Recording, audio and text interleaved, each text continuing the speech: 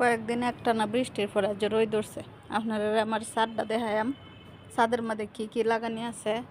ওই যে পেয়ারা গাছ, লেবু গাছ, কমলা গাছ, ডালিম গাছ, অনেক কিছুই আছে। এনে আবার একটা পেয়ারা গাছ আছে। পরে ওই যে দেখেন আমড়া গাছ, মেহেদি পাতা, সাজনা, অন্যান্য কিছু গাছ আমার আছে। এই যে একটা ফুলের গাছ, নয়নতারা, জবা ফুলের গাছ, দেখছেন কত রকমের গাছ। কতদিন বৃষ্টি হওয়ার পরে ছাদটা কেমন যে হয়ে রয়েছে। একটা গোলাপ ফুলের গাছ আছে, গোলাপ ফুল ফুটতেছে ওগুলো, মানে ছাদও হাওয়াই হয়েছে না, কয়দিন ধরে একটা না হাওয়া হইতেছে না, সব কিছু এমনি ইয়ে হয়ে রয়েছে। এই যে একটা কালামরিচের গাছ, এই কালামরিচটি কিন্তু অনেক ঝাল খাইতে। আছে মোটামুটি ভালোই গাছ লাগানো আছে। আমি যখন আগের বাসাটা থাকতাম তখন অনেক গাছ আছিল আমার। ওইতে অর্ধেক গাছ আনছি আর অর্ধেক গাছ ওই জায়গাতেই আনছিলাম না। দেখছেন ফুলটি কত সুন্দর।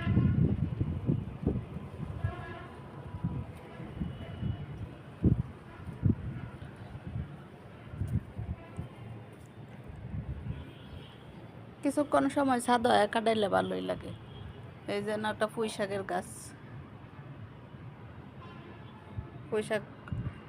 পুঁই শাকের তরকারি আবার ভালোই লাগে, যে কোনো মাছ দিয়ে রান্না করলে ভাল লাগে, আর চিংড়ি মাছ দিয়েও ভাল লাগে। কয়েকটা ডাটা হয়েছে। আমার এই নয়নতারা গাছটার সাথে একটা পেঁপে গাছ উঠছে, এটারে মেরামত করানো লাগবে, নেওয়ান লাগবে। এই জবা ফুলের গাছটা কিনে আনছিলাম নার্সারিতে বেশিরভাগ গাছই কিনে আনছি। আবার এই যে বেলি, অনেকগুলো জবা ফুল ফুটছে, জবা ফুল দিয়ে শেষ হয়ে গেছে।